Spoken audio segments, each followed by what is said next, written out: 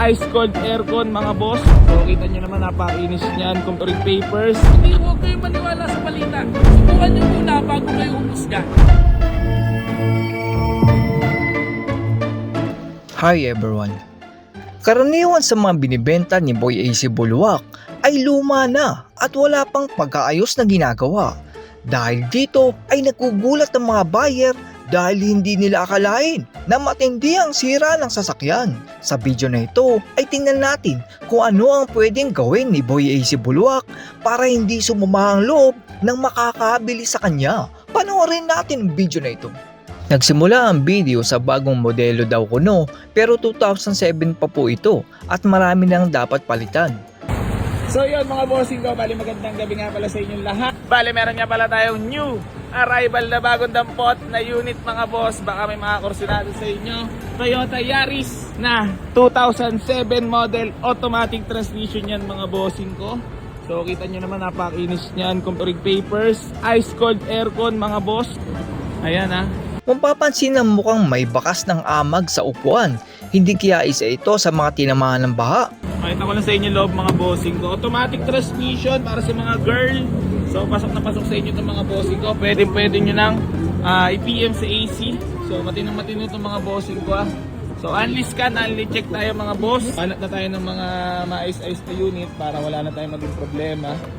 Then ayan, 7 model automatic transmission mga boss. So ito na.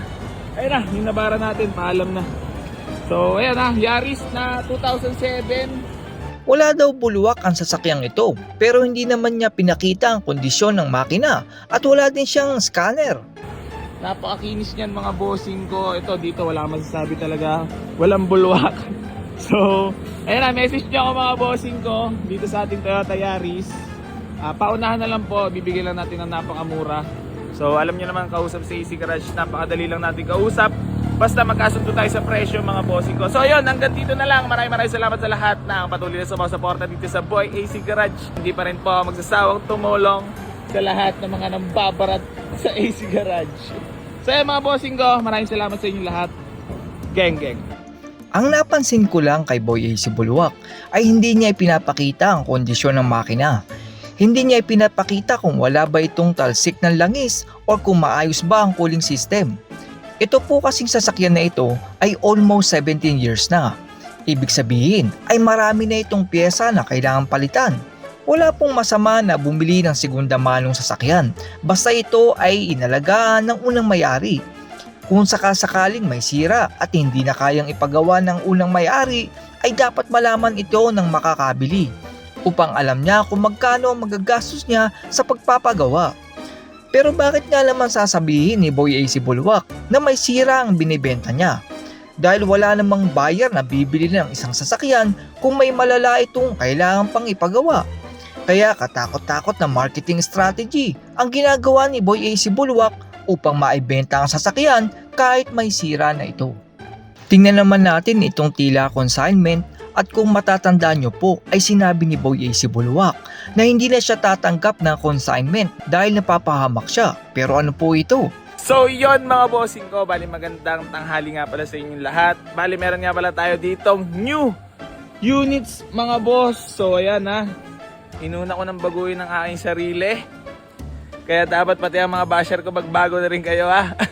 So ayan mga boss, bali meron nga pala tayo ditong new units na San Navara mga boss na 2019 model. Ayan ito.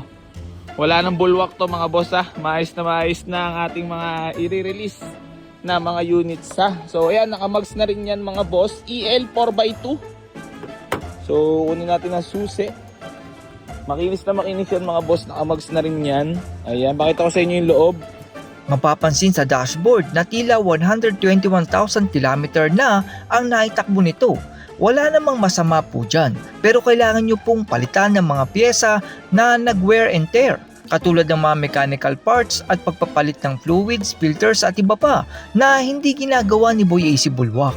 Kaya mga basher ko dyan na magbago na at nagbago na rin ako at nagbago na rin ang aking mga unit mga bossing ko ha. So ito, baka may mga kursunado sa inyo. Sa ngayon ay service muna natin mga bossing ko ha. Ayan, meron siyang mileage mga bossing ko. So ayun, paunahan na lang po sa unit na to for fast break mga bossing ko. So marami pa kayong aabangan ng mga units na paparating. Puro maayos na unit ng mga bossing ko kasi binago ko na yung sarili ko at binago ko na rin yung mga units na kukunin natin at mga ibibenta natin para hindi na rin tayo magka-problema sa mga bibili sa atin. So ayun, mga boss, message nyo ako dito sa Nissan Navara natin na 4x2 to mga bossing ko na pick up. Ayun, napaka-pogi niyan. So ayan mga bossing ko, bali gusto ko lang magpasalamat sa lahat ng patuloy na sumusuporta at sa mga basher ko dyan mga boss. Magbago na tayong lahat. Magandang tanghali. Geng. Ang masasabi ko po kay Boy AC Bulwak ay kumuha siya ng mekaniko na titingin ng kondisyon ng sasakyan.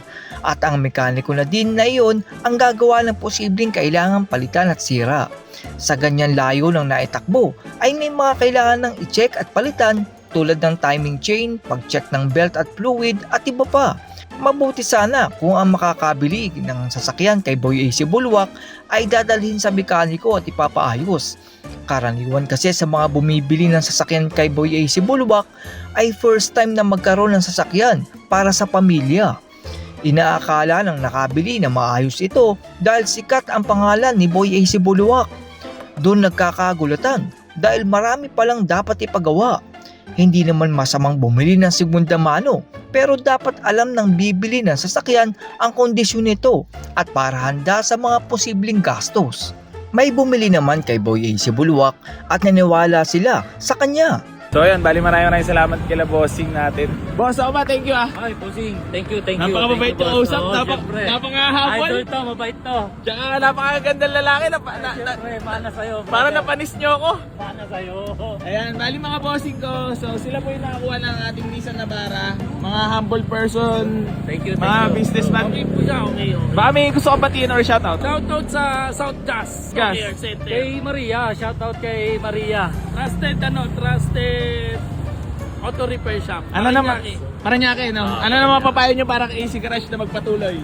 Hindi naman nagbigay ng payo ang mga buyer dahil baka madamay sila kay Boy AC Bulwak. Pero ayon sa kanila ay magpatuloy lang dahil lahat ng tao daw ay nagkakamali. Ano lang, ang payo kasi 2636. Baka magkamali ako, hindi na muna ako magpapayo. Mahirap eh. Nakakatuwa lang mga boss kasi sobrang humble ng mga tao na to. Businessman talaga namang ano. Boss, maraming salamat ulit. Thank you. Ano masabi nyo? Patuloy mo lang boss AC kasi lahat tayo nagkakamali. Yun lang. Yes sir. Sir, saludo sa'yo boss. Salamat. Boss. Sa huli ay sinabi ng mga nakabili na huwag maniwala sa mga balita at subukan muna bago humusga. Picture muna tayo. Ayan, picture muna tayo. So ayan mga bossing ko, bali pasensya na po sa lahat ng mga naunahan. So napakababait ng ating mga buyer. Sobrang solid. Boss, ngayon na na-meet nyo at nakausap nyo na si AC, mabait to. Simple lang boss, hindi huwag kayo maniwala sa balita. Yun lang. Subukan nyo muna bago kayo humusga. Yun lang. Picture tayo sa wala ng kotse na. Okay. At yan po ang kaganapan kay Boy AC Bulwak. Sa matagal kong pagsubaybay sa kanya ay nakita ko ang isang pagkakamali niya. Ang pinakapagkakamali ni Boy AC Bulwak ay ang kawalan ng maayos na mekaniko. Dahil doon ay sa tuwing magkakaroon ng problema ay pinapakitaan niya ng masamang ugali ang mga buyer sa halip na ayusin ang sasakyan. Kaya kung talagang gusto magbago ni Boy AC Bulwak ay simulan niya sa pagkuha ng matinong mekaniko at hindi yung katulad ng cheap siraniko na si Loward. Ang pinaka-core talaga ng pagbebenta ng segunda manong kotse at pagpapakita ng mabuting pakikitungo sa mga buyer. Kahit na sabihin mo nagkabayaran na at nakuha mo na ang pera nila. That's all everyone. Salamat sa inyong panonood. This is Chuck and you're watching Bike Drone.